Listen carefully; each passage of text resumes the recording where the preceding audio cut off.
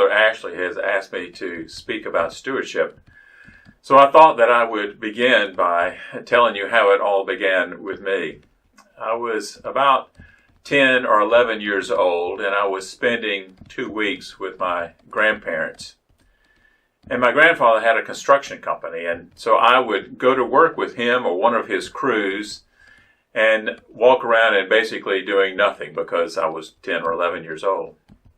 But at the end of 2 weeks of spending time with my grandparents, I was getting ready for Sunday school, to go into church, and my grandfather walked into my room and handed me a $100 bill. And I said, "What is this?" He says, "Well, that's for the work that you have done these 2 weeks." Well, $100 to me might have been $1,000. I just had never seen a $100 bill. It was more money than I could imagine. And so I thanked him for it, and then he said, "Well, you have to give 10% of that to the church." And I said, "How much is 10%? And he said, $10. Well, $10 to me must have been $100. I mean, $10 was a lot of money, and it didn't make sense to me that he wanted me to give $10 to the church. I thought it was just way too much. And to my chagrin, I pitched a fit, and a big fit. I mean, I even said to my grandfather, "Just take it all to the church." And he was very kind, and he sat on the bed with me, and he began to explain why we give to the church. But to a 10-year-old boy, that didn't make a whole lot of sense. Finally, my grandfather just simply said, "Think about it," and he walked out of the room. Well, that morning in church, I was thinking about it, partially because I was very embarrassed because of the fit that I pitched with my grandfather.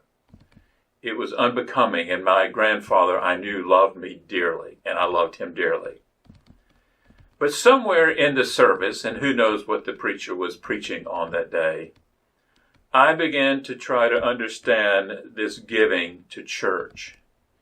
And it really landed on the fact that my grandfather loved me.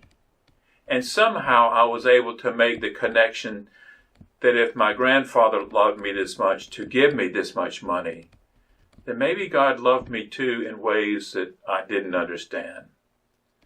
And so I wrote a check out of this little checkbook that I had. Who knew I had that? And gave it to the church where my family went in Jackson. It was the beginning of my understanding of how generous people had been to me, but also how generous God had been to me in giving me the grandparents that I had who loved me and had the patience to deal with a 10-year-old boy who was frustrated about having to give something back.